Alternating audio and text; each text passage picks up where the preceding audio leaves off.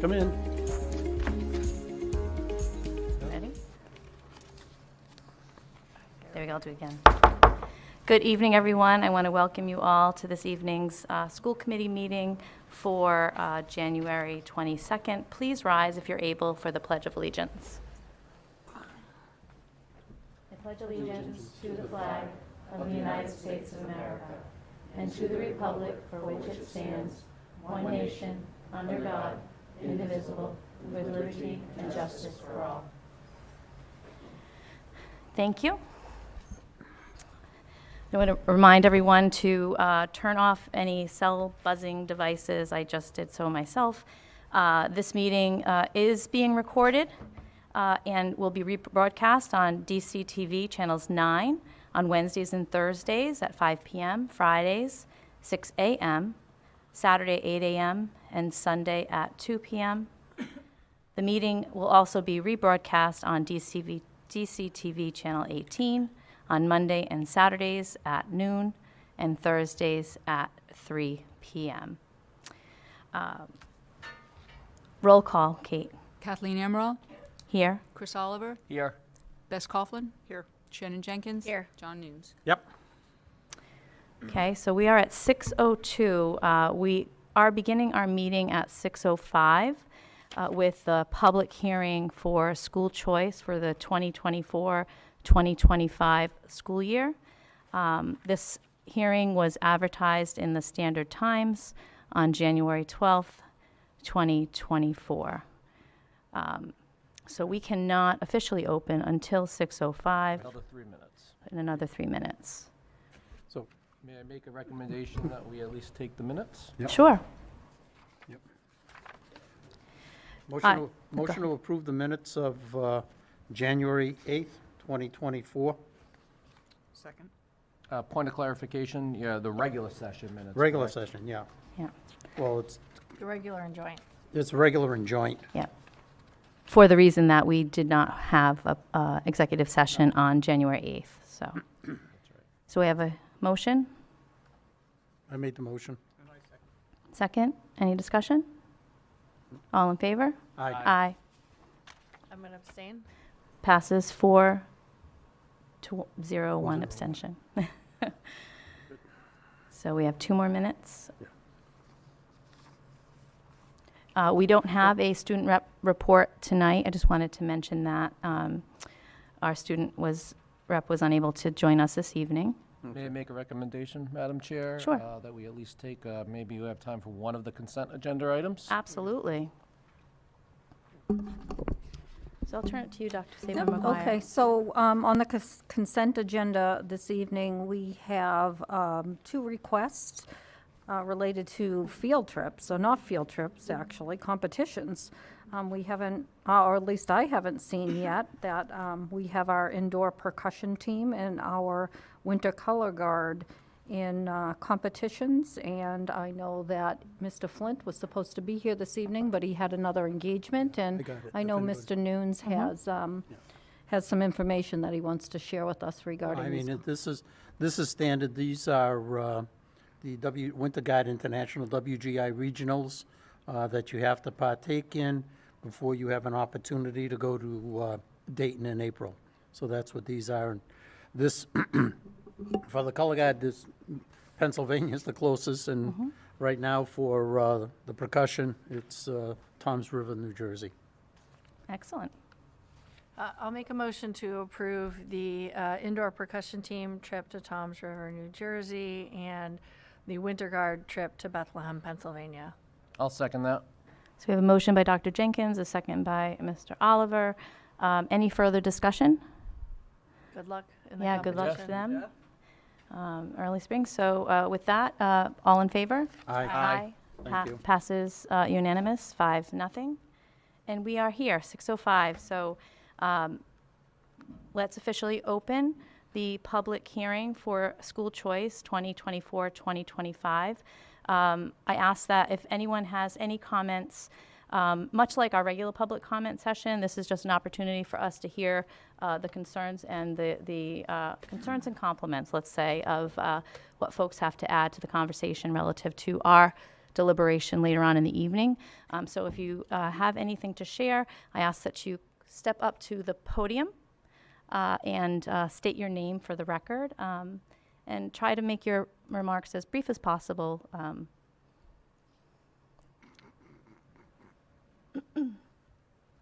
Thank you.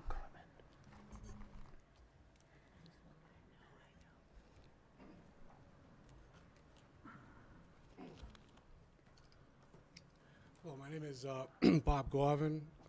I've been a resident of Dartmouth for 35 years. I'm here as a citizen, not as a member of the Finance Committee. And I want to thank you for the opportunity to get a few things into the record.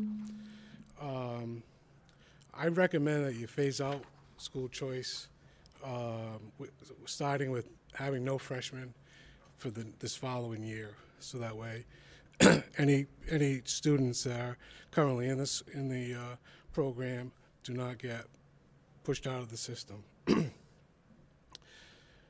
As of right now, there's 132 students in the high school that are under school choice. That equals 13.8%. The total expenditures per pupil for the town of Dartmouth is $17,300 and going up. School choice student revenue per student is $5,000, and it's been $5,000 for 2 decades.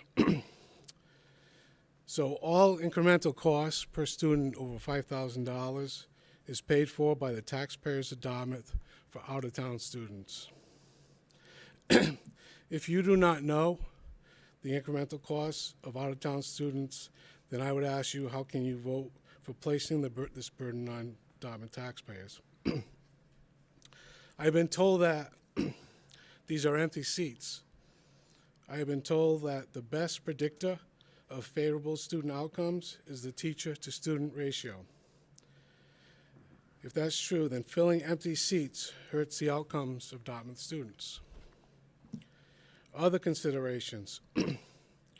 Additional staff for out-of-town students will have future pensions and will also have future medical payments upon retirement.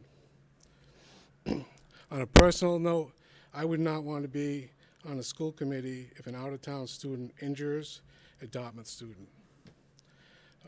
Please consider phasing out school choice and right-size the staff of Dartmouth for Dartmouth students. Thank you.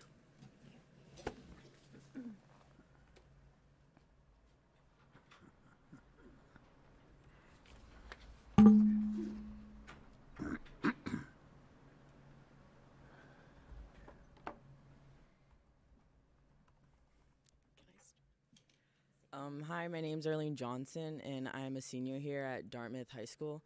I am a student of school choice, and I live in New Bedford. I believe that I have accomplished a lot here at Dartmouth High that I would not have been able to accomplish at another school. I have gotten into the National Honor Society program here, and I have gotten the Seal of Biliteracy here that I believe I would not have been able to complete at a different school. And I think shutting down school choice is not a good opportunity for a lot of students. I think shutting that down will lessen the opportunity of somebody to become better at just being a person and being a student in general. I have seen a lot of kids here, and I know a lot of kids here that are of school choice, like my sister, and I believe like 3 of my cousins have gone here on school choice, and they have become better people. I have seen what school choice have done for kids, and I believe that taking it down is just not right. So, thank you.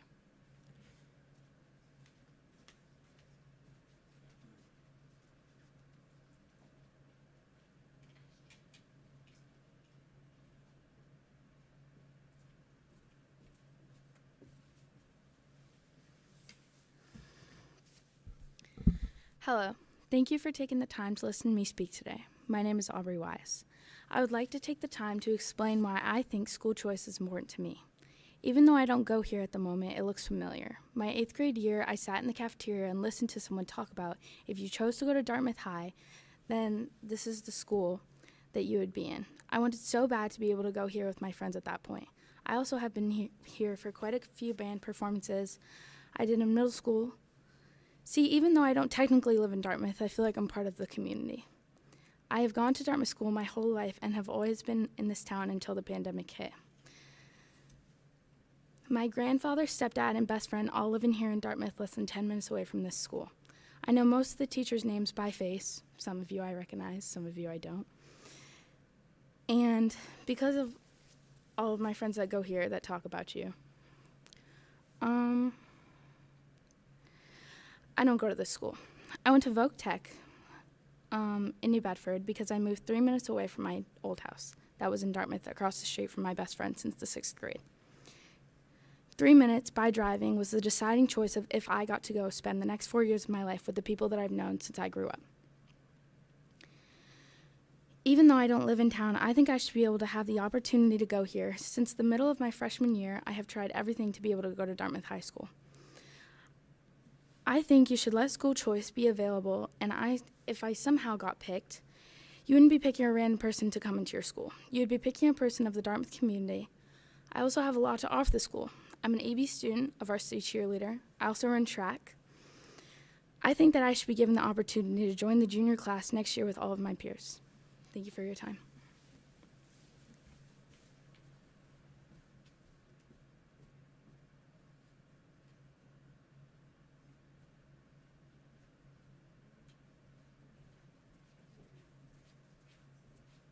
Hello. I'm Danielle. I'm Aubrey's mom. I just quickly wanted to add that I did offer up to the school department and the town of Dartmouth that we would pay the offset cost for my daughter to attend for the year, and they said they don't allow it. We were willing to pay, and they still wouldn't allow. I just wanted to let everybody in the room and the school committee know that that was not an option available. And I know a lot of people have, and I'm sure some of the people on here have concerns about the budget, but maybe you should consider allowing people who want to spend the money to do so. Thank you for your time.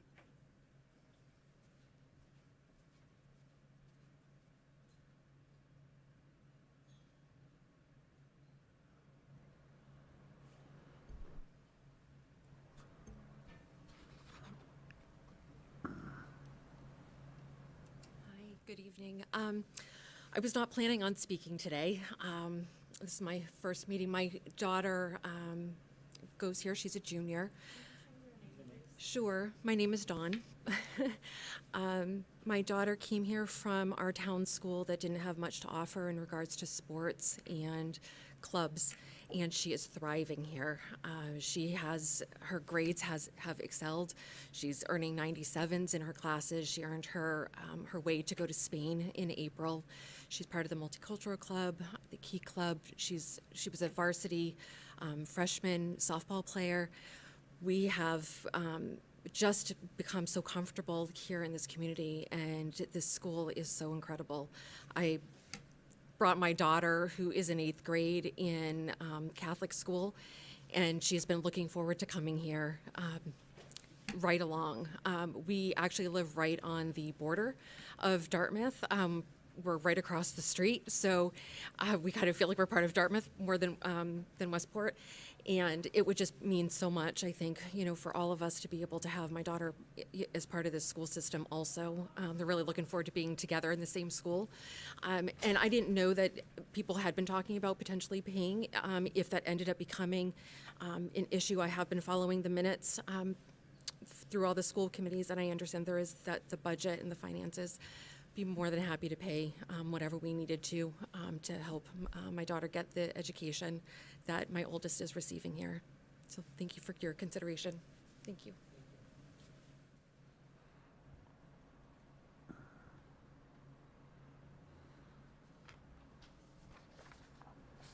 Anyone else?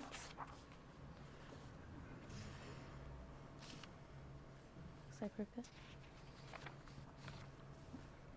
Madam Chair, make a motion that we close the public hearing for school choice for school year 2024-2025. I'll second that. Okay. Any discussion? All in favor? Aye. Motion passes 5-0. The public hearing is now closed. And I would next like to open the floor, so to speak, for our regular public hearing. Similar to what just happened, just ask that if folks have anything to add to any comment or for our consideration relative to anything, any item on the agenda, to please step up to the podium and just state your name. And again, just try to be as brief as possible. We're not a large group, but still, don't all run at once. Speak at once. Okay. Looking for move. Doesn't look like it. All right. That is no taken. Thank you. We're good. All right. Next, we have Spotlight on Kids. I'm going to turn it over to Dr. Saber McGuire to introduce our guests. Okay, wonderful. So this is, as your superintendent, this is my first Spotlight on Kids. So I'm excited to be part of this, part of your audience, and hear what is happening here at Dartmouth High School as far as internships are concerned. I understand that's the focus, and Mr. Shea is going to introduce this segment to us, and I'm thrilled to see that we have students here this evening.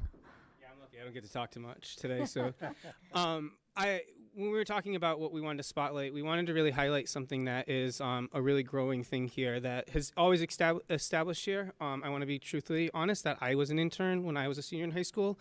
And it was the best thing that ever happened to me in the sense that I realized I did not want to go into marketing. And I found a love in special ed, and I didn't spend $200,000 on an education that I knew that day one that I wasn't going to be in. So I have the distinct pleasure of introducing Mr. White and Mr. Russell, who are running our Spotlight program, and they've done a lot of our internship program, and they've done a lot of work this year to reestablish it and really grow the program. And you'll get to hear some of our goals at the end. Thank you.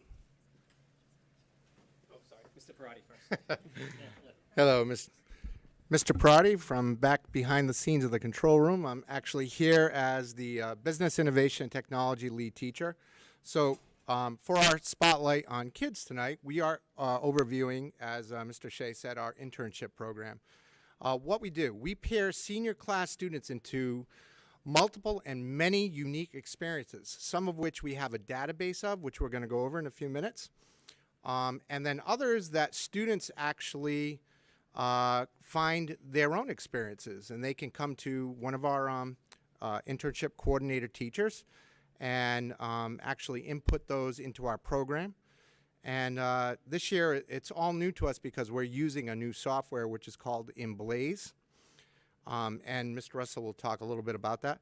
But currently we have 92 seniors placed in and around the community of Dartmouth, which is a big increase from last year, which was 49. And the hope is, in the next few years, to place every senior at Dartmouth High School out into an internship experience. And I know Mr. Shea is a big proponent of that. And we're well on our way, I think. And we are really sparking a lot of interest in our program. As a matter of fact, we recently met with Fall River Family Services last week, who has heard about our program, very interested and working with our seniors, not only for an internship experience, but also for a compensated opportunity experience for work for students after school hours, as well as paying for college experience to BCC in those experiences that they're conducting the internship in. So they have many placements right now in Fall River, and we're hoping that other communities will step in and hear about this, and we'll be placing students not only in our local community, but in the surrounding communities as well. And I think this is a great opportunity for all seniors, and I could say that for the purpose of this, what's our why? Why do we do this? Well, in the past, I know Mr. Shea has spoken about this. I have experience when I went to high school. I was in an internship program, and the big purpose is for students to find out if their interest is truly their interest. What we can do literally is give that opportunity or that experience to a student, and they may decide that that opportunity or that experience is not for them as a career. What does that mean? That means that if a student, let's say the medical field, is interested in maybe a career in the medical field, well, they conduct an internship experience and they decide, they might be, oh, I didn't think it was like this, or I didn't think this entailed this. Well, now we have literally saved that student thousands upon thousands of dollars going to college for a career that that student thought they were interested in, and now says, you know, I tried this, I don't think it's for me. So then they can focus on something else that might spark their interest. So I think that's a good reason why for a student who just wants to explore experiences. But for a student like myself, when I did my internship in high school, I was so laser focused on what I wanted to do, and I really went right into my internship and worked hard, and now it really was like a stepping stone to other and bigger opportunities for me personally. And I can see that with many of our seniors. They are not only spending hours within the program time, but they are spending time outside of the internship program time after school hours in working with these mentors and working in these specific job experiences. So right now I'd like to introduce Mr. Russell, who's one of our business teachers and internship coordinators here. He's going to talk a little bit about what we had to do to acquire our software that we're using, and he'll talk a little bit about the Emblaze software and mass hire of Greater New Bedford. Hello, I'm Mr. Russell. I am one of the internship teachers at the high school. I am also a business teacher here as well.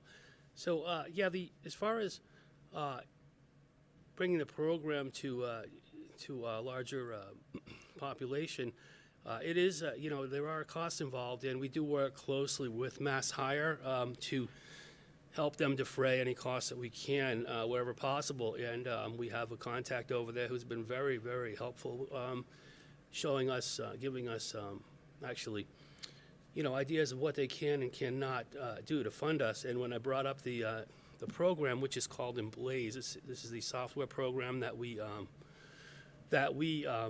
discovered from visiting Uxbridge High School, who works with that, which I'll get to in a minute. We're hoping to, you know, to integrate the software, but before we went up to the school, we did have that in the back of our head. How much is this going to cost? And it is actually something where we got a quote, I believe, is something roughly $3,000 per year. And that's it can be incremental too, because if we have what we call 90 student licenses right now, so that costs $3,000 a year for us to use that software. And but we do have the we have that worked out for the next 3 years. But if we do scale this up and we have more students, we can go back in. There's a good likelihood we can continue to have that funded 100% by Mass Hire. So Mass Hire has been very helpful for us in securing that resource, which I'm going to actually just explain here briefly. So Uxbridge High School does use this program. They have a smaller program. It's a smaller school, so there's not as many students involved in it, and they do get to really you know, closely stay involved with what the students are doing in their internship through this program. Just briefly, are we going to walk through the? Yeah. Actually, do you want me to walk through that? No, now? I can do it. Okay. So, just going to cut in here a little bit. So just to give you an idea of what the software looks like, this is the actual software page. So what students can do, it's almost like a menu of different job experiences and opportunities that students can log in and either select ones that we may have, which currently our database, we literally have pages and pages of experiences as I scroll down. And you can see that students are already placed into those experiences. But not only do we have this to keep, every time we add a position or a job, that stays in the database.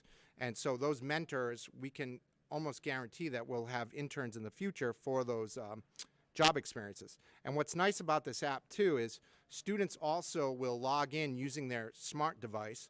So when they go to the job site, they actually log in right on their phone, and we get the data of the logins and the hours kept by the students when they're at their work experience, which is great. And it's a great tool to use just to pair up those student experiences with the actual seniors.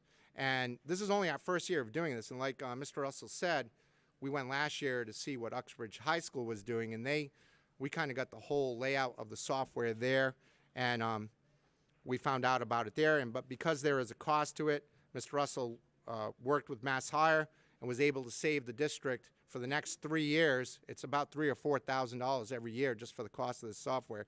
So we save the district that much money. So this is all free for us for the next 3 or 4 years, so which is great.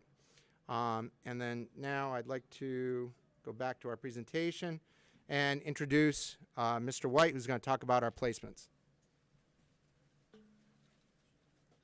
Hi, good evening. I'm Rick White. I'm a business teacher at Dartmouth High School. When I'm not coaching football, I'm teaching business. Nice to be here. Just going to talk a little bit about our interns and how they get placed. Mr. Parati and Mr. Russell talked about the Emblaze app, which is, we're building that database with some previous internships that we've had last year. This is my first year doing it, so we're kind of collecting all that information and putting it onto the app. So the kids can come in and they can say, go through the database online and see what might be a good match for them. Okay, not everything on there is going to be a great match, and they may be like, hey, coach, I don't see anything I like. So in that regard, we can say, well, what do you want to do? What are you thinking? Like Mason's going to talk about his experience this year. Bouchard, who's a senior, and he said, I'm thinking engineering. Broad range. We called Fowlin and Associates in Fairhaven. Hey, what do you think about it? I got a guy that wants to do a student that wants to do an internship. Would you be willing to take him on? And then we set that meeting up and we meet with them, see if it's a good fit. The student meets with them, see if it's a good fit, and kind of go from there. So there's a couple different ways of doing it. Also, students should, if they have something that they know they want to do, they can come to us with the idea, with the contact information of the business in the area. And they can bring it to us, and then we can go through it that way. And if it's a new internship experience, we can kind of vet it out and see if it's going to be a good match for Dartmouth High School, it's a good match for the student, and then go from there. But currently we're doing, these are some of the pictures from the fall of our interns with their mentors throughout the community. We go as far as Fairhaven, east, and we go pretty much as far as Fall River west. It's about 15 minutes either way. So we're looking at Fall River, Westport, Dartmouth, New Bedford, and Fairhaven. Obviously, they could go north a little bit. I don't know why we don't seem to go north much, but maybe next year we'll go a little further into Lakeville or somewhere like that. But there's just more opportunities in the cities and in the local areas here. So we do have students in our own school system at the middle school and the elementary schools, which is great for the kids in town to see the older kids and what they're doing, especially if they're into an educational path and want to become teachers or work in the school systems later on. We have a bunch of kids right now placed at South Coast Community Health at St. Luke's Hospital.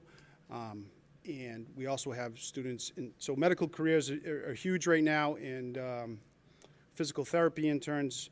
We have at Hawthorne Medical, we have students shadowing surgeons and nurses, and so it really runs the gamut. We also have other students have come to us with trades that they want to work in construction and electrical, and so they're partnering up with those companies right now, and it's been really great to see, and the kids show a lot more enthusiasm when it's something that they really want to do. And so far so good, and we're going to continue to try to build as many different opportunities as possible in the next year, and we get to hear from a few of our students tonight. Thank you.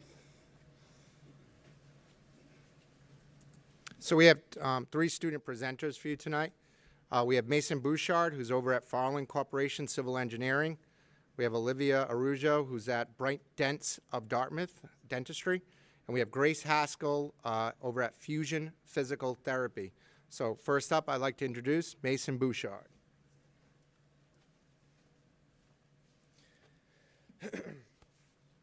Hi everyone, my name is Mason Bouchard. I'm an intern at Farland Corp Civil Engineering. And before I really get into what I want to say, I just want to start off with that I'm very grateful to be given this opportunity to really understand what engineering really is, because going into college as my senior, I never really knew what engineering really entailed, what it really was meant to be. And thanks to this class, I think I really know what I want to do with my life. So I started off this school year really contacting places, getting to know what I really wanted to do for engineering. And when Mr. White had told me that Farland Corp took interns, that was the first place I really looked into. So when I first started, I really didn't understand what I was going to be doing. I didn't understand anything what engineering really had to do. But now I've really taken a grasp to it. I do land surveying. I help out with billing with the accountant and administrators. I work on sites. I help out with cleanup. I help out with planning. I've really taken down the basics of AutoCAD, which is pretty much primarily what they really work with. And I've really taken an understanding to everything. And I've really gotten to the point where I've been able to go to meetings with project managers. And I've gotten able to sit down and listen to them all talk about what projects have to do, what they really have to focus on to be able to get the projects done, and what's needed to really get the job settled, and everything that entails with it. For my future plans, though, thanks to this internship, I think I'm really going to take up civil engineering. That's pretty much what I've really taken a passion to. Overall, I mean, between the time you spend outside to the time you're in the office, you're never by yourself. You're always moving. You're always keeping it very on the go. And I've never really taken a liking to just always staying in one place. I really enjoy always keeping my feet moving, understanding what the difference between just how to get things done. And I really think this is what I'm going to do. Thank you.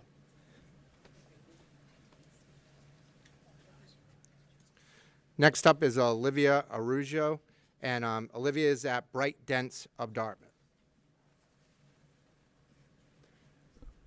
Hi, my name is Olivia Arujo. I am a dental assistant at Bright Dents of Dartmouth. I have been with this office since July now. Over the summer, I really just wanted to get a head start on my future with the dental career, kind of pursue, like I said, my future. My experience is there. What I've been doing is I've been working with a lot of patients, so I'm dealing with pediatric children along with older people. I've been doing some, like basic dentistry stuff, fillings, root canals, extractions. I've helped the hygienist with like cleanings. I do take x-rays. This office has helped me with a lot since I've been with them. They helped me obtain my dental assisting license. So they helped me go to schooling at Tufts University for my radiology, as long as with my infection control stuff as well. It's helping me with my future get a head start. For my plans for the future, I will be going to Bristol Community College for dental hygiene.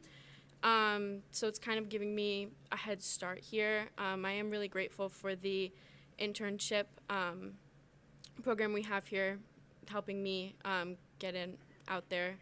That's kind of all I have. I'm sorry.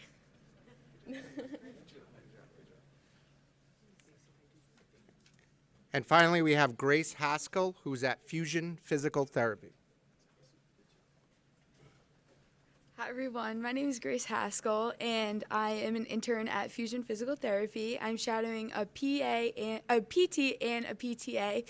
I've had an amazing experience with Fusion. I mean, they're great people, but you're learning so much. I mean, I've seen hip replacements, knee surgeries, shoulder surgeries, and just people with problems that they want to fix. So impact of real world, I feel like this is probably the best learning I've had in my 4 years here. I mean, hands-on is like my thing, so being able to watch someone do what they love and take that in is just amazing, and I've learned so much. I've worked to learn the exercises and relay those to the patients and watch them grow and improve and get better, which is just so, like, it's so heartwarming to watch, especially with the older people. It's just so nice. And then my plans for the future is I'm going to Merrimack College, and I'm majoring in bio and doing a double minor in health science and kinesiology to either be a PT or a PA. I haven't really decided yet, but this internship has definitely helped me see what they actually do. I mean, I had my ideas about what they did, and really watching them has shown me what they truly do and the ins and outs, which is so important. So I've loved it, and I've had a great time. Thank you.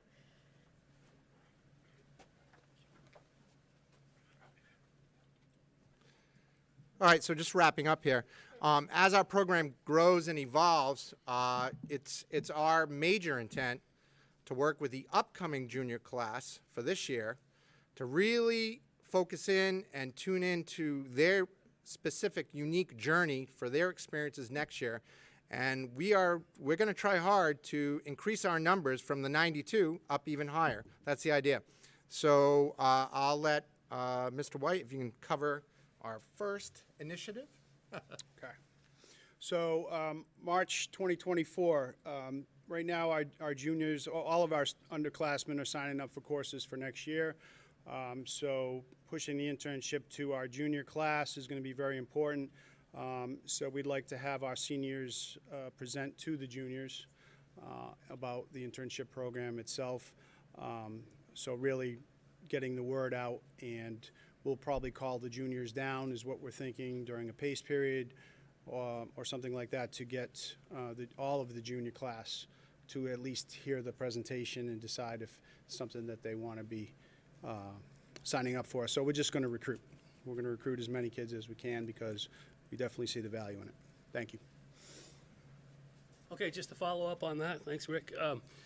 Yeah, from March to April through June, when juniors are wrapping up their junior year, it really moves quickly, and just to make a little bit of a improvement to the quality of the fit of which students go where, what they choose to do, whether they bring their own ideas to the table, what they want to do, or they want to use the resources we have in the Emblaze program.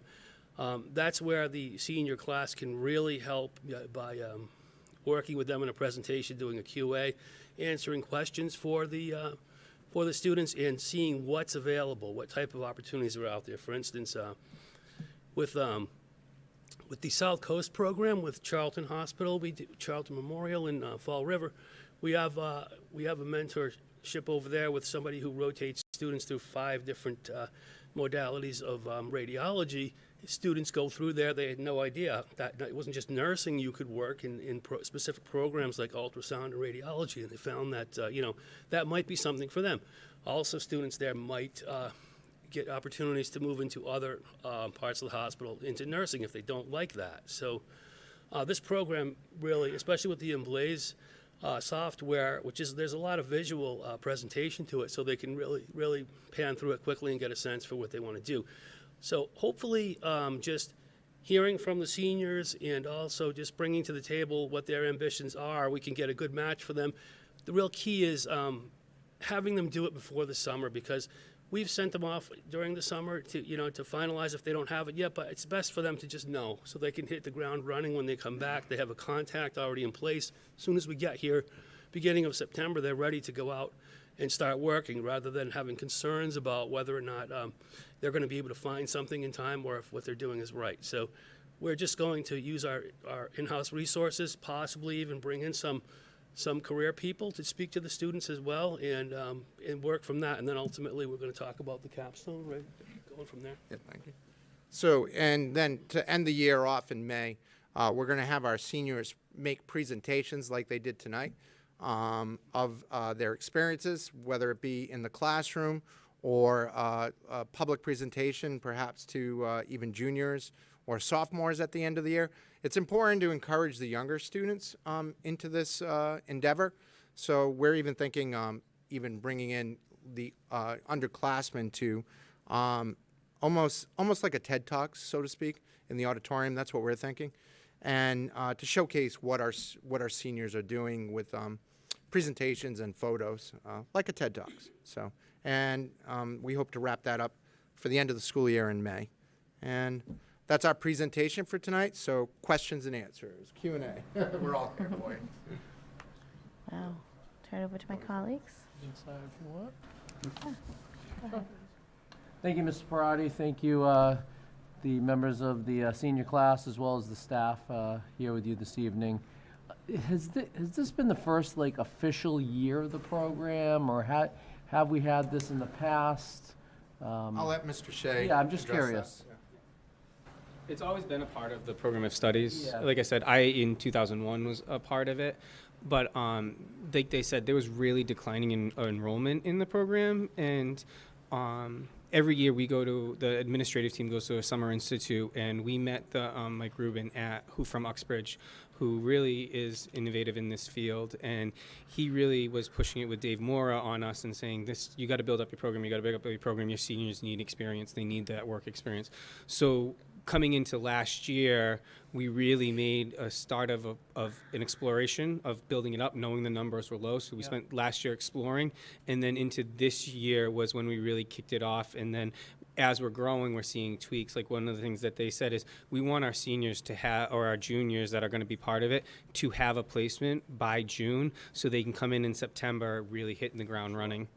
Thank you. Yeah, so personally, I'm thrilled that Dartmouth High is moving in this direction and really promoting and advertising and really pushing our seniors to take these types of internship courses to get. We've heard 3 great presentations from the seniors this evening regarding, career exploration and what their possibilities are for the future. So I am certainly a proponent of this, and I'm thrilled to see that Dartmouth High School leadership and the faculty are taking this to the next step. So thank you. Thank you all for your presentation. Thank you. So I'm curious, is all of this after school? Sometimes does this happen during school? Is there a minimum number of hours that you're at your internship? How does all that work? And I think it's great, fabulous. Number of hours per week. Wow. Grace. So we are required 7 hours per week. I know I go probably 8 to 10. I work with a PT place, but I'm also working somewhere else in Rhode Island as an intern. And so I'm probably getting about 15 hours a week, and I think that experience, it's just great. And the more hours I go, I feel like the more I learn and the better I get every week. Talk about when you leave school. So want to talk about when you leave school?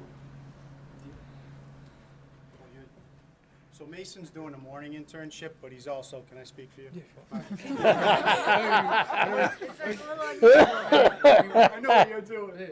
So he's in the morning, but if we have a 1 hour block where it's a rotating schedule, so he can't always go in the morning. So he set it up with them so he can go after school on certain days too. So he's gone above and beyond the requirements by not only going in the morning, but on the days that he can't, there's often times that he does the afternoon. But how many hours?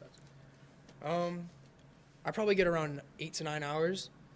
It's a little difficult more in the morning due to only having 2 periods, and then I use my free period as well to be able to get at least 2.5 hours in a day. And then after school, I get out at 2:03, of course, and they close at 4:30, so I can only get about 2 hours in, even after school. But even still, I still can make up enough hours that I can really say I've accomplished a lot doing this whole experience. I've really enjoyed it. Thank you. Great. Can I add something just quickly? No, you go ahead there, Olivia. I was going to talk about that. Leaving school, so my hours within the week, I probably get, they range between like 15 to 20, mainly because I am there. I'll leave here sometimes around 11:30. Other times I'll be out of here by 1, and then I'll get to work by like, I don't know, it's only like a 10-minute ride from here, so it's not that big of a difference. During the week, I'm probably there for 5 hours, and then on weekends, I'm probably there between, well, Fridays, I'd be there 8 hours, and if I pick up on Saturday as well there, I'll be there for about 9 hours as well. So I do get a good amount of hours in between my internship and here. So. Yeah, I was just going to add that one of the things with the MLA program is we can set up for the students a fixed schedule where they have hours Monday through Friday. We say it's 1 to 2 or 12 to 2, or we can keep that open and the students report a block of hours. So there's that adaptability to the program, and also they can we can actually too have them move in the program. Really sort of intuitively encourages this for them to roll in other journeys, they call them, or experiences. So not that you want to stay at the same place for the whole semester or year. You may learn of other opportunities. It'll be a day or two. You want to go and see what someone else is doing. You might, for example, I bring back Charlton again, the Charlton Memorial Hospital. any student can take up to 30 experience days there. So they can pick days to go, and if they want to see what radiology's like, and they know they can fit their schedule. Some days they have a 2 block, some days they have a 1. That can be a challenge. But that program's perfect because they can just send the schedule ahead to the contact, and she sends them back hours, and they go in and they do the rotations. And so that's another advantage of the program. And also with Olivia, they journal their experiences too weekly, and you know, I could really see the how her hours went from like 10 to 15 to 20. So I think 30, sometimes 30, 40 hours a week. You can see how she's built, you know, you can see the enthusiasm for what she's doing by the hours that she's doing, because she's picking up hours, you know, on the weekend as well. So she's done a great job with it. It's a great success story. And again, the software really does help us adapt to the schedules, but I'm going to step aside so someone else can talk here. Dr. Jenkins? So I think this is a great program. It's always great. I ran an internship program, and we had a lot of students who thought they wanted to go to law school, and they would intern in a law firm, and they would find out that in fact it was not the career for them. So to your points, like saving the several $100,000 and finding that out is just as good of an outcome as figuring out that you love the career and you want to go there. So it's awesome. My only recommendation, having sort of worked in securing internships, I don't know if you do any placements with state and local government, but I would encourage you, towns, as we know, budgets are always tight. They're always looking for people to help out, and from police to DPW to working for a town manager, there are lots of opportunities to work for state and local governments. And because I'm a political scientist, I'm always telling my students, right, there's good jobs in state and local government. You get things like health insurance and pensions, a lot of which are unheard of in the private sector. So I find that those are really good opportunities for a wide variety of sorts of interests. Public health is another example where students can work if they're in health-related fields. So I'd encourage you, if you're not doing that already, to reach out, because there's a lot of local, thinking going up to Lakeville or going to Westport, right? There are a lot of opportunities there, and I found that's super fruitful. Thank you. We currently we have a student intern working with the Dartmouth Police Department. We also have a student at the Fairhaven Fire Department, if I'm not mistaken. Yeah, Fred. So we are currently doing some of that, but yeah, we would like to do more. So anybody watching this, please reach out to us. Excellent. Mr. Newman? Yeah, thank you, Madam Chair. Fantastic. This is great. The interesting thing when you last, sometimes somebody asks all the questions that you were looking at, and one of them I had was, the time frame when you're there. That's been answered, which is great. One of the questions, and Dr. Jenkins kind of mentioned it a little bit, is, in the state and such, do you have students out in the business world, i.e., accounting and things of that nature? And the reason I ask that is coming from the municipal field. I think of Sean Cronin, who's the Director of Accounts and Local Services up in Boston. And we're crying for town accountants and finance people because you can't find them, type of deal. So that's, something out there to put a bug in. It's, go ahead. So last year too, we've had students, my son did one with Sotheby's International in real estate, and then we've anybody that has that business. I'm a business teacher, so I'm always pushing the marketing internships in finance and accounting. So those aren't as, we got to go out and get those. Kids don't always, it's one of those things where the kids don't really understand what that looks like in the real world. Yeah. You know what I mean? I think they see it. They may have parents that work in the field, but to get them out there, we're definitely going to work on those. Now it's tax season, so if there's any CPA firms looking for students, type of deal, as a pension push, We're taking it like Mr. Parati said. We're everybody and anyone who wants to jump. Any business that's locally that wants to do it, we're welcome to talk. Thank you. Just to add to that. So also, we have several students that are in real estate that really picked up that working with realtors too. So that's a piece of it. One last year working with Citizens Bank too in a loan risk department. But I think that's a great idea for us to move forward with, especially accounting. Yeah. So thank you. And the last question I have, and I'm not trying to put the students on the spot, but what have you guys taken from this program? I've taken a lot from this program. Like I said earlier, I'm a very hands-on learner, so being in a classroom is great, and like right now I'm taking anatomy, so pairing anatomy with PT is just, it's perfect. So I'm learning about bones in my anatomy class, and then I learn about someone with a spiral fracture.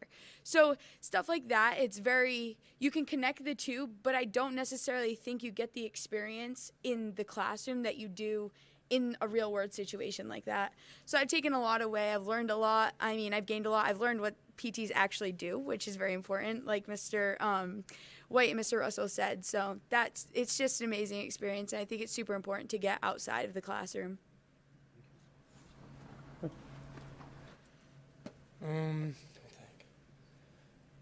I've taken pretty much most of every engineering course at Dartmouth High.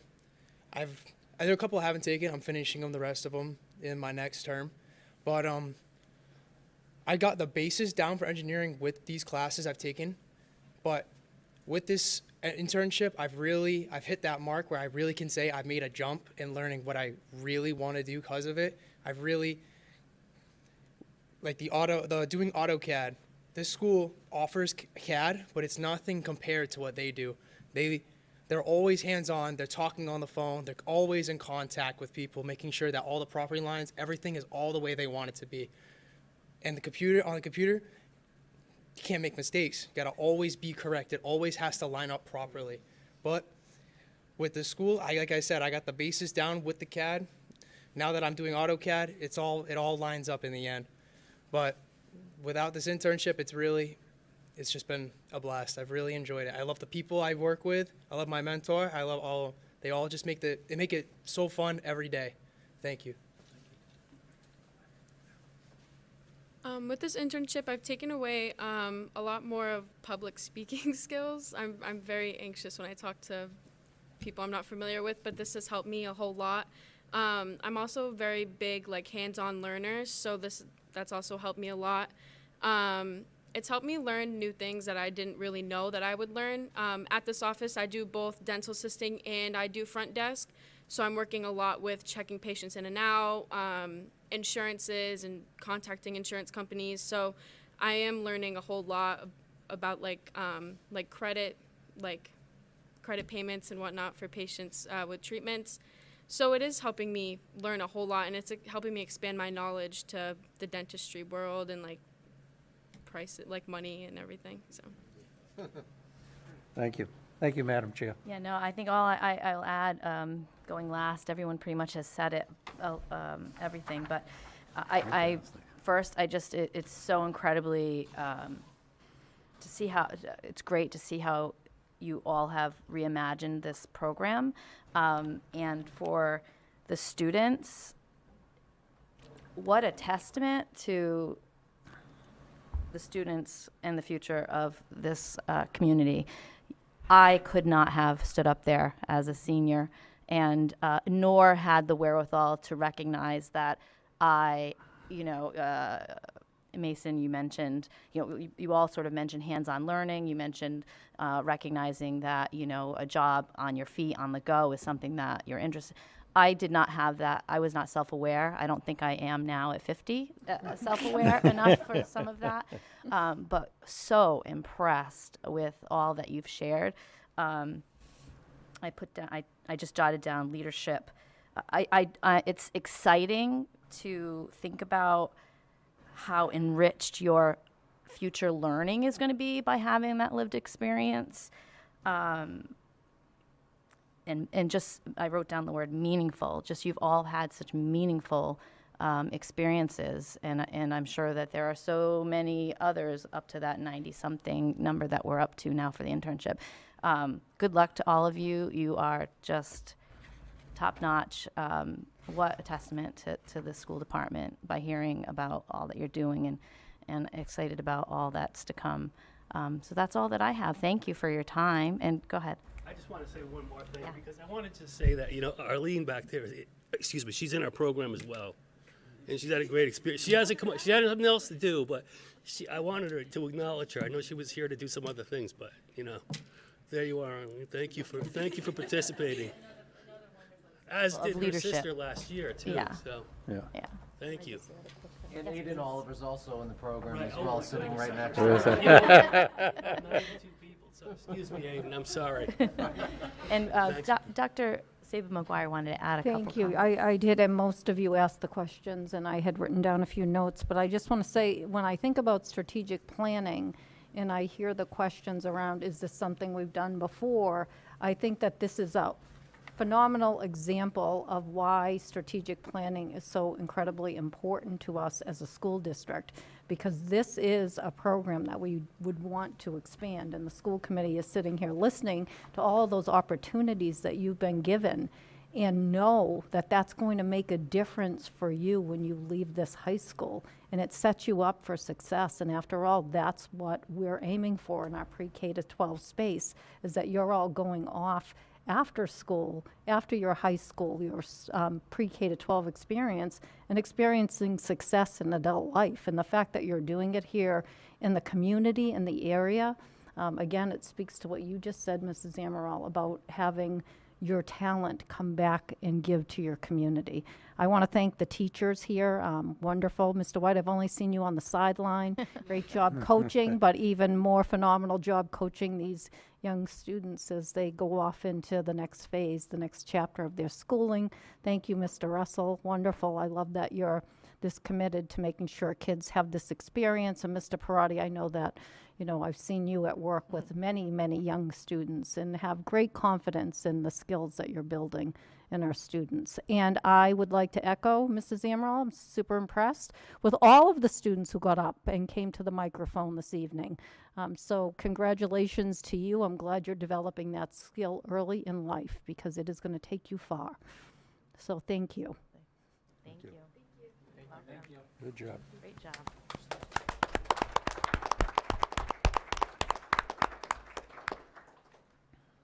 So great. I think So great. I think next on our agenda, moving on, where is it? Resolution 24-01, resolution awarding contract for regular and late school bus transportation services. I will turn it over to you, Dr. Thank you so much. Saban-McGuire. So, as you know, or some of you might know, Mr. Kiley is out of the district today. He has a family matter that he is attending to. So, I know that within your packet, you had a memo from him, but I'm just going to go over some of the points that he made in submitting his request for regular and late transportation services. As you know, or as you probably don't know, but after reading, we had one bid for regular and late transportation, and that bidder was Tremblay's. I don't think anyone here is surprised by that. I think Mr. Kiley's pretty much been saying that all along, and although he allocated within our budget 15%, a 15% increase, it's actually 26%. Again, he predicted that this might happen, and what I think he wants us all to pay attention to, certainly the school committee is, but for those in the public listening, is that the current school transportation climate, both here, locally and nationally, is really challenging, and that there is in fact a bus driver shortage, and that wages have increased pretty significantly as a result of that. So, in addition, with inflation the way it is right now, it's no surprise that these costs have increased somewhat dramatically. Mr. Kiley has taken the time to review other districts and look at the bid results, and he believes that this is in fact in our best interest to award this contract.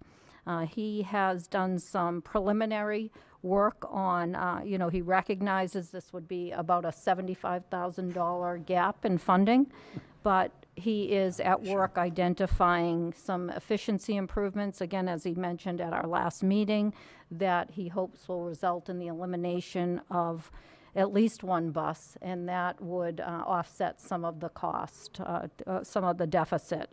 So this is a one-year contract. It is upon your approval. After the 1 year, we can exercise a 2-year option. And so he, as you know, Mr. Kiley continues to monitor the current trends, and he keeps a really close watch on what's going on, certainly in this area. And so that's his recommendation. And with that, I am going to read the resolution number 2401, resolution awarding a contract for regular late transportation services, K to 12, whereas, should it be pre-K to 12? Yep. No, okay, I just want to make sure. They're like, no. Okay, thank you. Whereas bid invitations for regular transportation services K to 12 were duly advertised and the bid proposals received were opened at 10 a.m.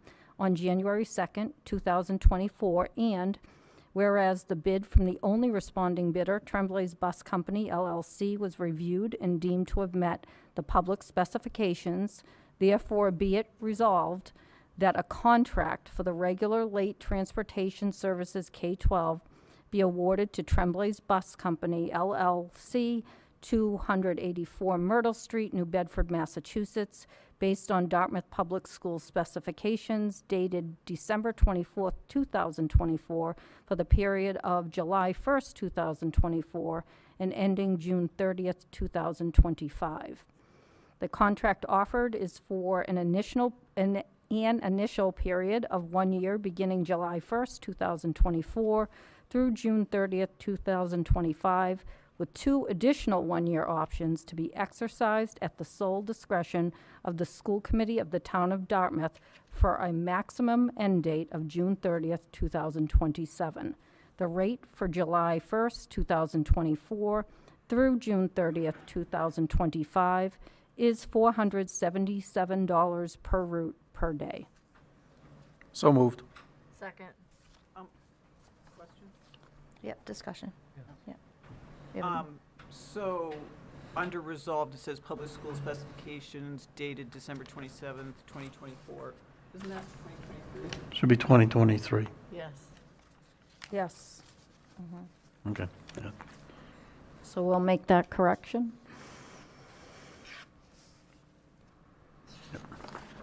Anyone else? Chris? Thank you, Madam Chair.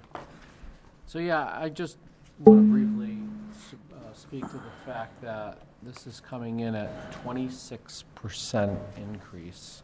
And I know we're locked into this current rate for 3 years, but when we're talking about Prop 2.5 and we're talking about trying to live within our means, it's very difficult to live within our means when we have transportation contracts that are coming in at 26% higher than they were the previous year.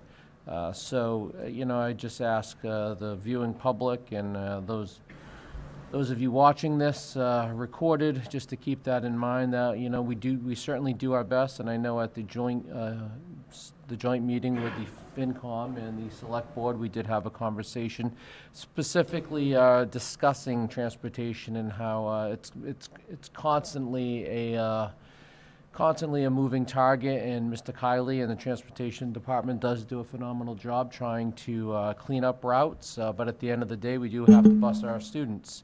I just want to mention that we are cognizant, but 26% is a lot of money. Thank you. Thank you, Mr. Oliver.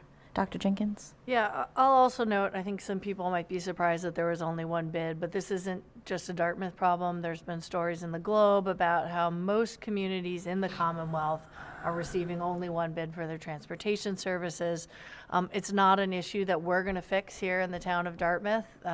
This is something that the state needs to probably look at because I don't want to say bus companies are colluding, but they have the bandwidth to deal with the contract that they have, so they don't bid on any other contracts. There's just not excess capacity in the system, and so when that happens, right, there aren't sort of market forces driving costs down. It's across the state. It's not just here in Dartmouth. And so it may be frustrating to see that there's just one bid, but I think we were all expecting it, and there's not much that we can do about that. No, I'm good. Everybody said Mike. Yeah. Yeah, I don't really have anything It is what it is. as well. So we have a motion on the floor. We have a second. No further discussion. I will, all in favor? Aye. Aye. Motion passes unanimously, 5-0. Thank you, everyone. All right. Next on our agenda is old business. Dr. Saban McGuire, again, I'll turn it over to you. Yes, thank you. for So- the- And so again, Mr. Kiley is seeking the committee's approval of the FY '25 through '29 capital improvement plan. Reminder, this was presented at the committee's January 8th meeting. And in fact, I also have notes here, just to reference that Mr. Kiley began presenting the capital improvement plan back in September, as a matter of fact, at the September 22nd meeting, and then again at the January 4th meeting. I know that you have that in front of you in your packets, but he's looking for your approval to move forward. Well, we are, not just Mr. Kiley. Anyone have any questions, points of discussion? Yeah. Madam Chair, make a motion, we approve the, excuse me, the FY '25 to FY '29 capital improvement plan as presented back on January 8th. I'll second that. Okay. We have a motion by Mr. Nunes, a second by Mr. Oliver. Any further discussion? I just want, yeah, Madam Chair, through you to either the superintendent or Kate, when he goes to present this to the CIP committee, if somebody if I'm available, because I know it's usually at 8 o'clock in the morning type of deal, if I'm available, I'd like to be able to attend. Perfect. Thank you. Noted. Thank you. Great. Did I say all in favor? No, the Yeah, further discussion. we've also, No. Anybody else have anything additional? No. All in favor? Aye. Passes unanimous. 5-0. So now we'll move on to new business, and we're moving into the discussion and vote for school choice 2024-2025. I'll open the floor, my colleagues, for Dr. Jenkins. So yeah, I would just like to clear up some misconceptions that were entered into the record earlier this evening during public comment. The assertion was made that the Dartmouth schools lose money on school choice, and that is just simply not true. We do spend, on average, $17,000 per student. That pays for this building, it pays for the lights that are on in this room, it pays for the books that are in this library, it pays for the librarian who is here, it pays for the janitorial staff, the maintenance staff, the nurses, the superintendent. All of that is counted in the amount that we spend per pupil. If you get rid of school choice student, none of those costs go away. They all continue to exist, right? And so we are not losing money on school choice children. If you think about a classroom like what's in front of me, right, and I put 2 people in those front 2 seats and I still have 1 teacher, I am not increasing costs at all.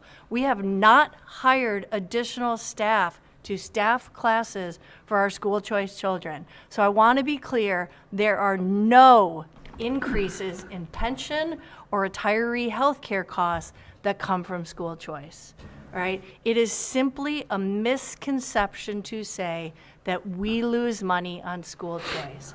When I add 2 students to those seats at the front of this room, I might have to flush the toilet a few more times, I might have to wash hands, right? I might have to buy some books, right? That doesn't cost $5,000, all right? So it's simply not true that we are losing money on school choice children. And so people can believe that, but the facts do not support that.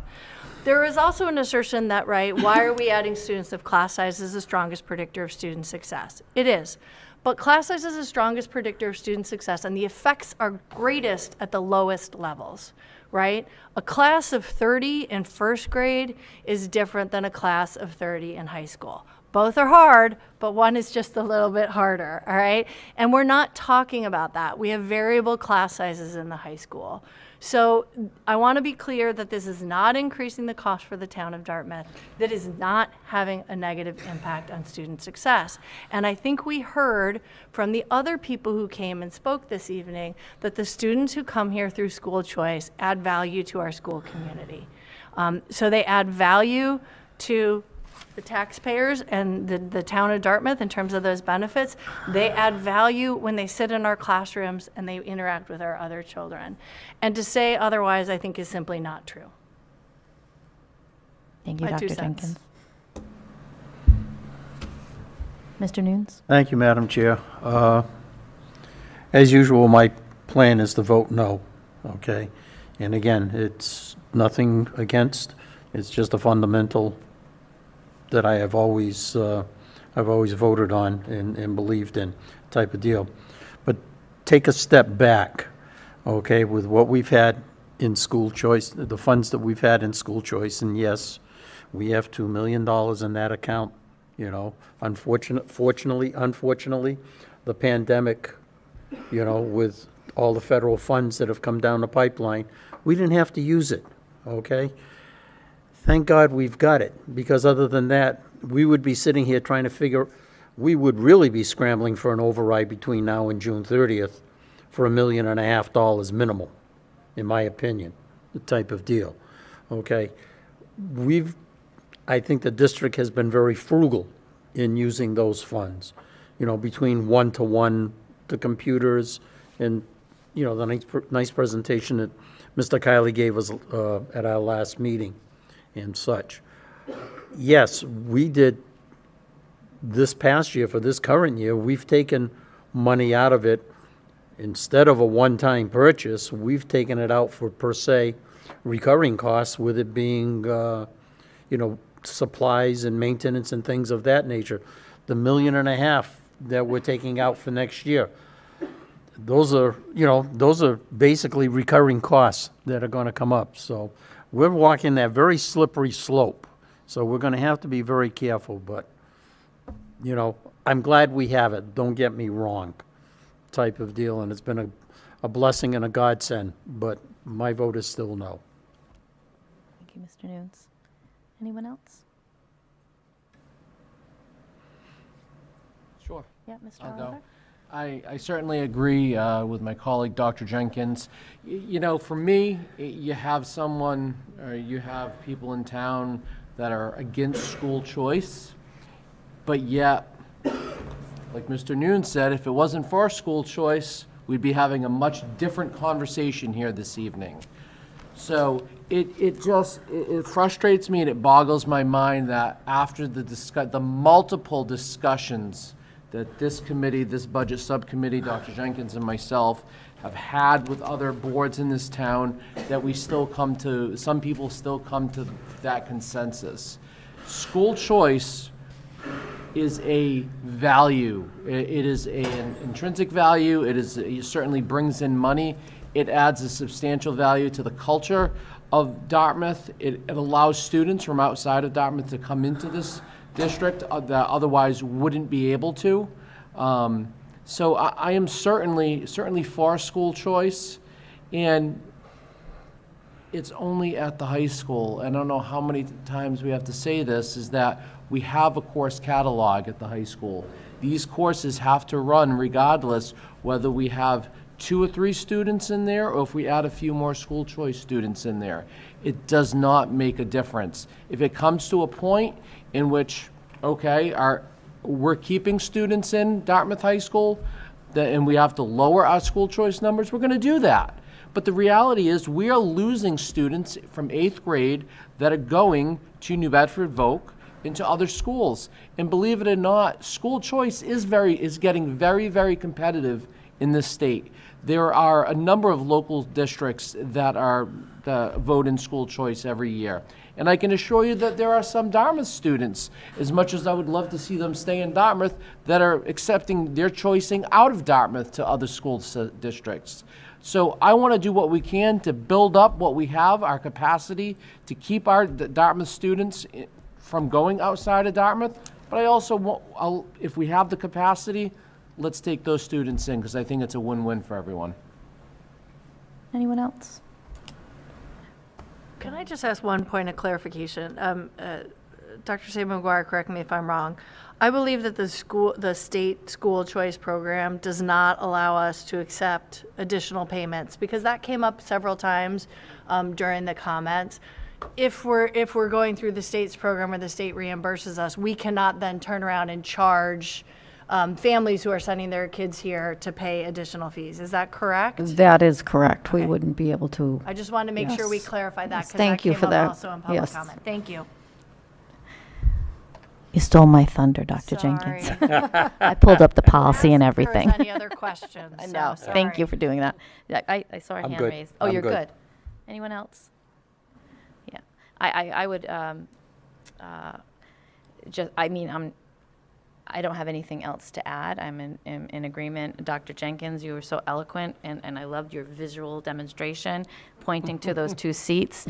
Because I do think it's sort of, folks want to think what they want to think, but the reality is, the facts are as you presented them. And I do believe we are just incredibly enriched by the students that come here from other communities. And I wish the students that spoke were here to hear that, because I think that's really important. We learn from one another, and we only know what we know, and I learned from you, and et cetera. So it's really strengthens the fabric of who we are. It really enriches us as a community, just as we're going out with our internship program to other communities, welcoming students here. I mean, it's about just being one Dartmouth and being, just gracious and, open to that enrichment as I see it. So that's all I will share. I did pull up the policy because I was going to kind of circle back to that point that we allow for a certain number. We vote in a range of what we can take in each class, year. And so we couldn't then, based on the policies, but we couldn't then go back and say, oh, I'm going to squeeze in one here if you give me some money on the side. That's just not appropriate, ethical. It's not part of our policies. So thank you, Dr. Jenkins, for bringing that up. And I guess at this point, Mr. Oliver? Yeah, I do have just one quick statement. I do want to thank, I don't think they're in, some of you may still be here, but thank you to all the students that Dartmouth High students or students outside of the district that spoke about school choice this evening. Yeah. Great. And so now it's time to vote. Yeah. Dr. Jenkins? So I will make a motion that the school committee vote to authorize school choice for the 2024 to 2025 school year. I guess I would say at levels similar to what we have done in previous years at the discretion of the administrative team. Thank you. Second. Okay, we have a motion by Dr. Jenkins, a second by Mr. Oliver. Any further discussion? Hearing none. All in favor? Aye. Opposed? Me. 1. So it passes 4 To one. 1 nay, 1 against. So thank you. 4-1. Thank you. Great. Annual report. The 2023 annual report attached for our review. It's required to approve before we forward it to Town Hall. Madam Chair, make a motion that we approve the 2023 annual report as sent to us. Second. Okay, we have a motion, we have a second. Any discussion? Nice job. Yeah, thanks to everyone who put this all together. Bess? I will just say that we should go over it, not we, but someone should just go over it a final time and make some punctuation corrections and clarity. Okay. Can I just say one Yes. thing about the, I just want to mention, as far as the annual report is concerned, I'm really interested in really spending more time reading it, because this is the first time that I've seen that this is what Dartmouth commits to every year, and I'm looking forward to working with the committee and with staff here in Dartmouth to talk about ways that we can bring that annual report to life. so that it's Yeah. more of something that the public can hear about beyond a written document. So I can see that in the future, and I'll be bringing that to you. Oh, I love that idea. Great. Maybe we can, Yes, Mr. Nunes. once, it's given a final go-through type of deal, we can post it on the website, on the homepage or something. Yes. Okay. I will say, a very informative document. Yeah. As to A lot of work. what the schools are I mean- about. And Yeah. it was a lot of work, you can see that. Yeah. I mean, if you look at and again, I look at the finance, but look at the amount of grants that we get type of deal is unbelievable. Yeah. So, nice job by everybody. Thank you. All right. So, all in favor? Aye. Passes unanimously, 5-0. Next on our agenda, you'll see an authorization.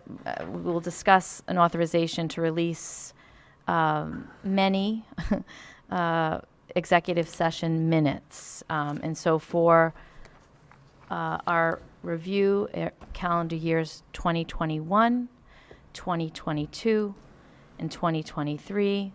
And I would ask that we consider and bring up any that may, Mr. Nunes? Yeah, Madam Chair, and bear with me, please. Yes. Do this in two pieces. I make a motion that we release the executive session minutes for 2022 and 2023. Okay. Second. Okay, so we have a motion on the floor for release of all of the executive session minutes listed for 2022 and 2023. Yes, ma'am. Yes. And a second by Dr. Jenkins. Okay, any further discussion on that? Okay, all in favor? Aye. Aye. Passes unanimously for 2022, 2023. Madam Chair, there's, and I apologize, I don't know the dates, but there are some from 2021 that we need to still hold Okay, type of deal. I don't know if Ms. Gunther or Dr. Saber McGuire know the dates, but there's, that we need to hold and not release. So we have the June minutes, the November minutes, and the October minutes that we would recommend that we continue to hold. okay. Okay. Okay, thank you. So, Madam Chair, I'll make a motion that we release the executive session minutes for January 25th, 2021, February 8th, 2021, May 26th, 2020. April. April 26th, I apologize, thank you, 2021, and May 17th, 2021. Second. We have a motion for the 2021, January, February, April, May, as noted by Mr. Nunes, a second by Dr. Jenkins. Yep. Any further discussion? No. Okay, hearing none. All in favor? Aye. Aye. Passes unanimously. 5-0. Beautiful. Okay. And next we have superintendent's update. Excellent, thank you so much. So there are a few things that we want to update you on under teaching and learning. I'm going to invite Mr. Thibault up to talk. He's going to discuss some of the changes that are still in the proposal, but pretty close to, I think, are they official yet? Last time they weren't quite yet. We were still going through some public hearings, but as you know, post-pandemic, absenteeism, not only here in Dartmouth or the state of Massachusetts, but really nationally, and I would be willing to bet internationally, absenteeism has continued to be a real challenge for us at every level of the school system. I'm pleased to say that this past year, when we looked at our accountability, and Ross is going to talk about this, that we did make some progress. But we want to make you aware of some of the changes that DESE is proposing and the impact that will have on the weight of the impact that will have on our MCAS calculations moving forward. Thank you, Dr. Saber-McGuire. So as you alluded to, there are actually two proposed changes to the accountability system that the commissioner is making to the Board of Education. The first is here on the screen now, which is just to change to include a third year of data towards the accountability system and to change the weighting. It used to be 2 years of accountability data and it was a 60-40 split. And the commissioner reports that, the plan was always to get to several years of data, but with the pandemic that was delayed. And so they're making the recommendation at this point to split it between 3 years, obviously with 2024, which would be the most recent year, would count the highest at 60%. And then the 40% would be split between 2023, which would be at 25%, and then finally 2022, the third year out, would be 15%. So that's one of the proposed changes that they're making. And then as Dr. Saber-McGuire made reference to, the other significant change is the commissioner really wants to focus in on chronic absenteeism. And chronic absenteeism is defined as students who are absent for 10% or more of the school year. And I think it's important to note that the Department of Ed does not distinguish between excused and unexcused absences.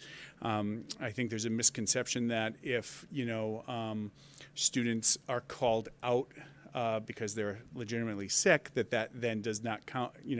We excuse it locally, but in terms of accountability and state reporting, an absence is an absence. And the reason for that is because we know that when you're not in front of your teachers, lost instructional time impacts student achievement and student learning, obviously. And so what this commissioner is proposing is here on the screen. And the proposed weighting, I would just say for our community, we're a low incident, what's called a low incidence community, meaning our multilingual learner or English language learner population is not as significant as some other districts. So for our purposes, we'd likely fall into the no EL weighting. And so the change here is really to take 15% of the accountability and put that on to an additional 10% to make 25% for chronic absenteeism. The other thing to note is that 15% mostly comes from student achievement, and the reason for that, again, is the logic is that,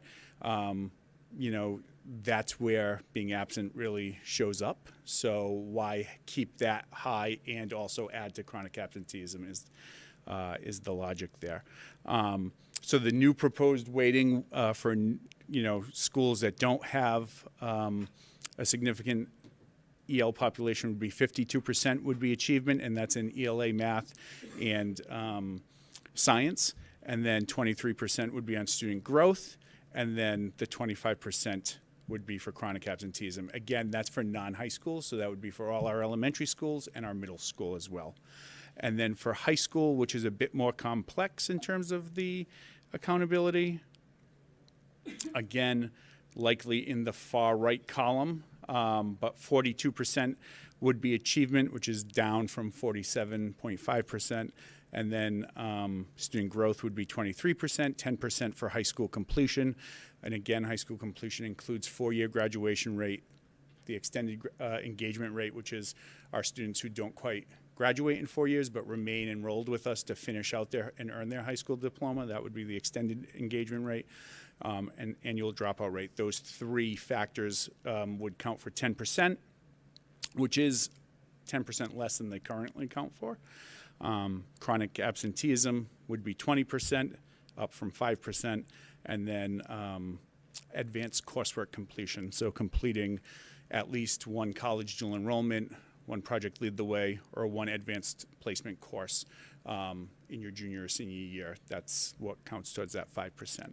So again, that's what is proposed by the commissioner to the board. I'm not sure when the board meets again to vote on this, but they did take public input, which they released a summary of. The Mass Association of School Superintendents has recommended putting together a multi-stakeholder committee to look at this rather than to make this change halfway through the year. However, the commissioner and the Department of Ed has moved forward and is recommending this change. Tomorrow morning, so very, very Oh, timely. they're voting tomorrow. Yeah. So this, Yeah, and public hearing closed on January 12th. It was, I have to say, a Very very quick. short timeline. wow. So I would just add that, you know, this is a community-wide, this is not something that schools can solve alone. We need support, and we know that the pandemic has really shifted some behaviors and mindsets around attending school. But I think I would just take this opportunity to encourage attendance at school is critically important.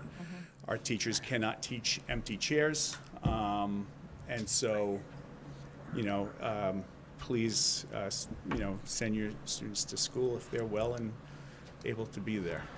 Yeah. Thank you. Thank you. Unless there are any Questions? questions. Mr. Nunes? Thank you, Madam Chair. Gotta love it.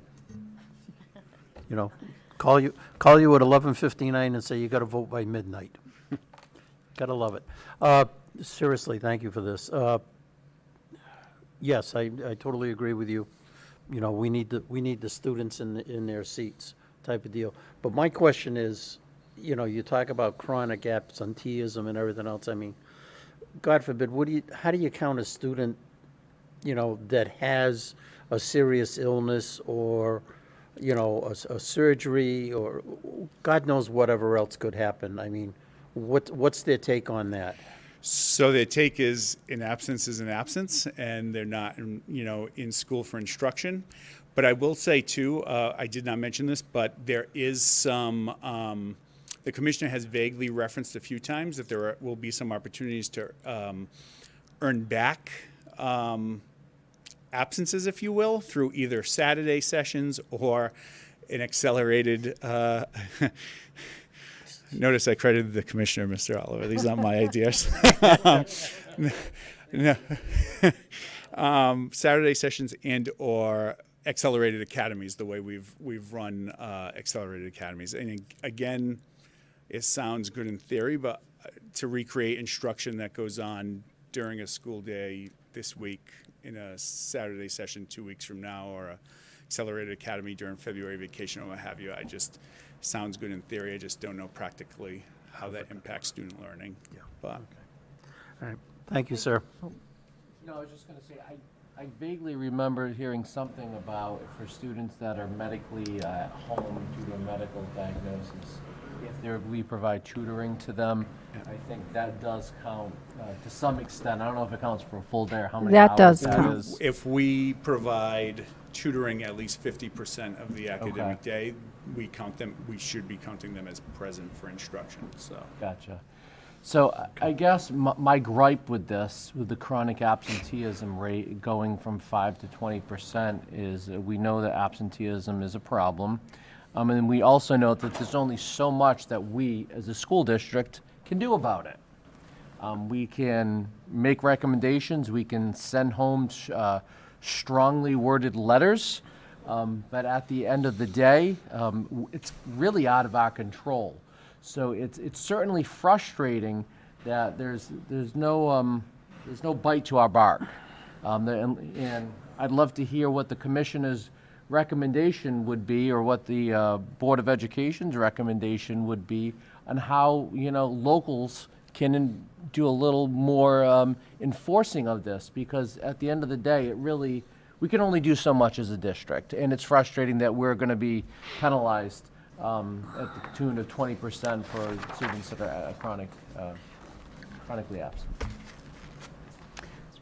Yeah, I guess, you know, I just would like to share that I know that our schools, our school leaders, our teachers, I mean, they are aware of this challenge and are doing everything within, you know, their sphere of influence to ensure that kids are coming to school. I know the high school made some pretty significant modifications to their school schedule as one way to ensure that students are in school during their first class of the day. I mean, I guess the challenge and the opportunity is that we're post-COVID, we're still feeling the impact, but we're getting there with our students. We are making an impact in their perspective and our families on the fact that we all need to be in school, unless we're really sick, right? And that's what we're working on. Again, across the district, that's been something that we've had multiple conversations about. We want our students here. If our families are listening, we're just encouraging you to make sure that your students are in school, your children are in school, and if you need some support with that, to reach out to your individual child's school, and we'll help to come up with a plan if any of our children, our students are having any kind of really difficulty being here every day.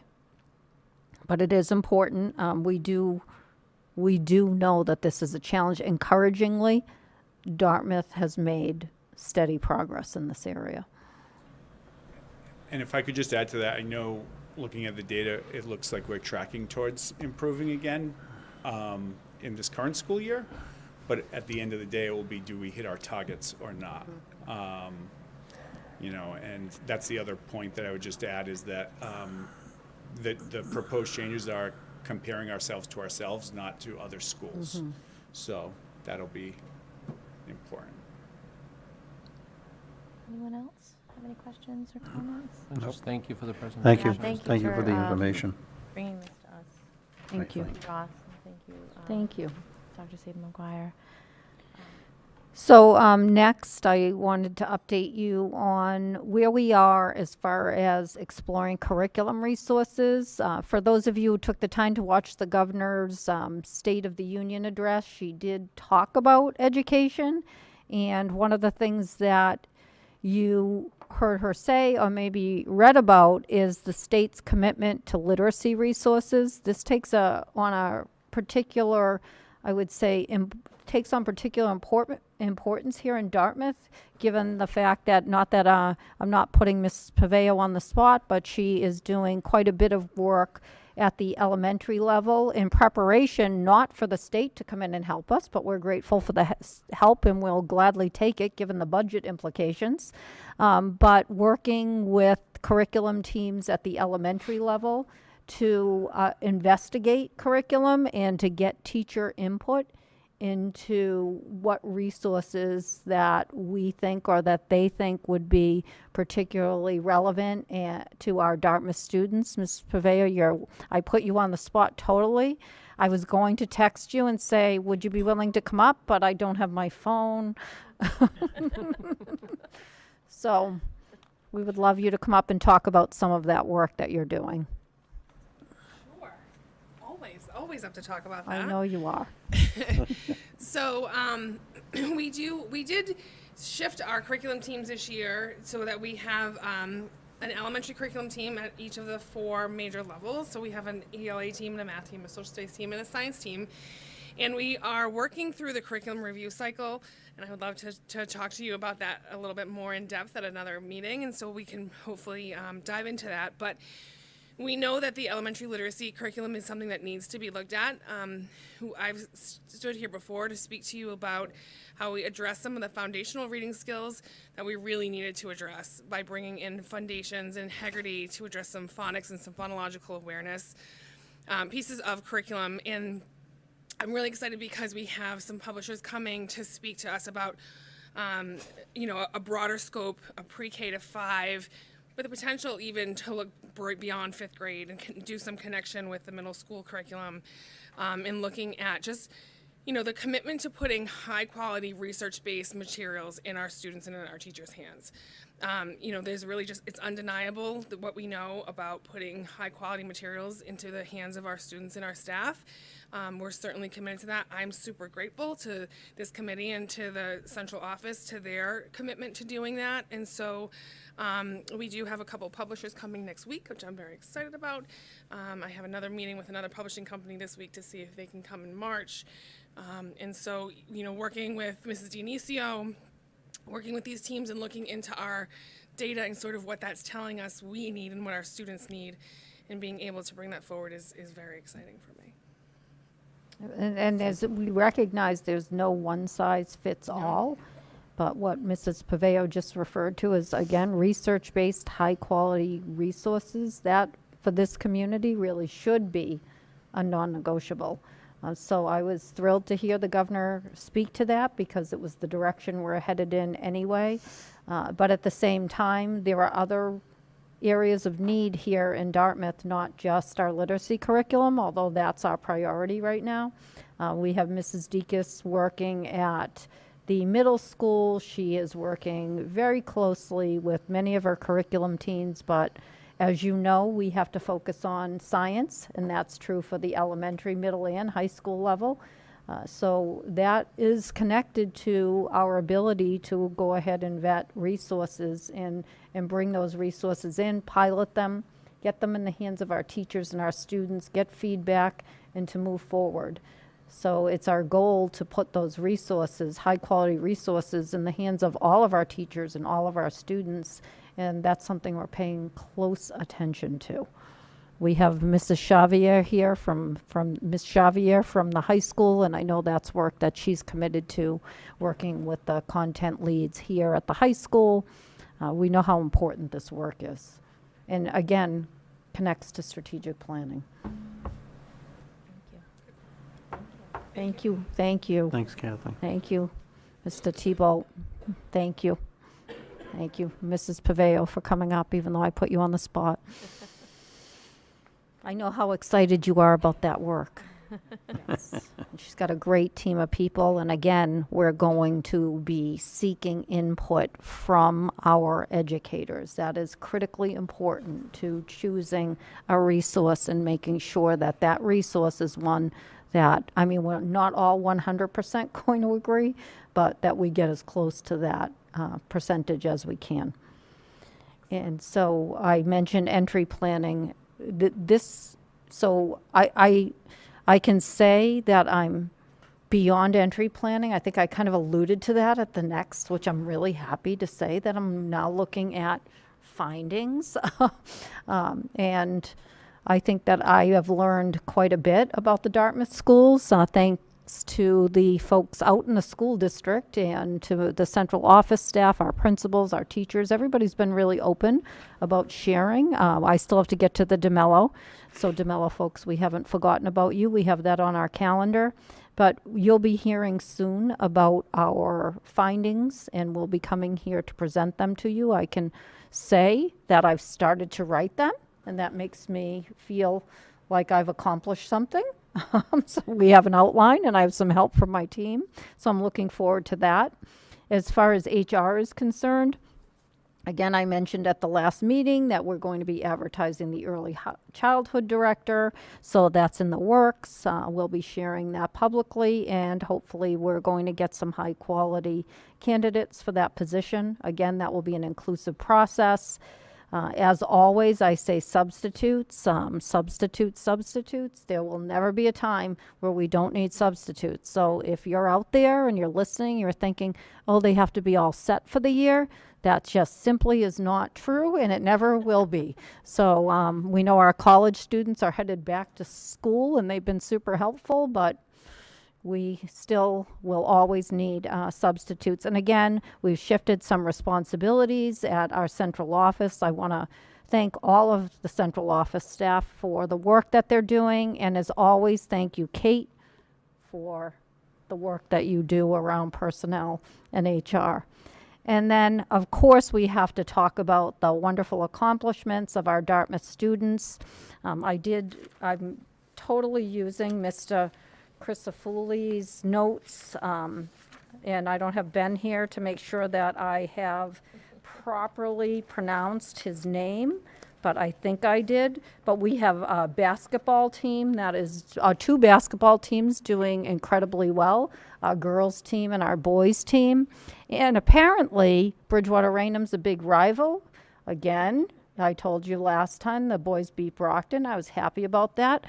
And so I'm equally happy about Bridgewater Raynham because that's where I live, in Bridgewater. So again, the competitiveness. Yes, we're all about Dartmouth winning. So again, we have our indoor track team is doing a great job. There have been some wonderful accomplishments by the students that are participating in that. And we also heard, and I want to have this here, our robotics team. I mentioned at the last meeting that I got to pretend judge, and myself and a couple of other people. I have to say it must have helped a little bit anyway, because both of our teams placed first at the WPI qualifier, and they'll be moving on. So we're going to have some other, I think, things to celebrate here in Dartmouth. And so far, I don't know, I think the boys are playing right now here. Yeah. So we'll see. Somerset. Are they winning? I don't know. And so we're looking forward to, seeing out the season. Boys hockey also, they are getting steadily improving. So I'm looking forward to seeing a hockey game very soon. Excellent. Nice. Yeah. Thank you very much. you. Report of the chair, I have nothing to report. I will ask my colleagues if you have anything that you'd like to announce, Mr. News. Thank you, Madam Chair. A couple of things. Number one, the advantage of sitting back here, I just, when I sat down and I'm looking at this fantastic artwork that our students, I know I talk about it when they have the art show and everything else, but it never ceases to amaze me what our students do. Like I said before, I can't draw a straight line with a straight edge, so when I see what these students do, it's absolutely fantastic. Am I missing something, or we haven't seen any VOC minutes since they were here in November? So could we check on that, please? We have not, the VOC, I know they've met November, December type of deal, so thank you. Thank you to Ms. Church and everyone for the wonderful tour of the Atlas room tonight. Oh my God, I'm impressed. It's just fantastic. And the students look excited, so that's even better type of deal. And the last thing is, and I don't have a lot of information, I'll get it for the next meeting, but Saturday, November 2nd, we will be hosting our annual winter NESBA home show for percussion and color guard and such. March 2nd? March 2nd. So, Wow, it's some advance notice. what'd I say? November. Oh, jeez. Wow, getting late. So, yeah, look, and I got March 2nd here, You do, I okay? see it. Oh well. Anyhow, so I'll be looking for presenters, but I'll get that information, times and everything else Great. as they become closer. Thank you. Anyone else? No? Okay, with that, our, the next meeting of the school committee will be same place, same time on February 12th. And I will entertain a motion to adjourn To executive session executive session. for the purpose of non-union contracts and DEA grievance matters, That's and the not to one. return to open session. Yes. I'll make that motion. I'll second. And so it's Roll roll call. call. Yep. Kathleen Amaral? Yes. Chris Oliver? Yes. Bess Coughlin? Yes. Shannon Jenkins? Yes. John News? Yes.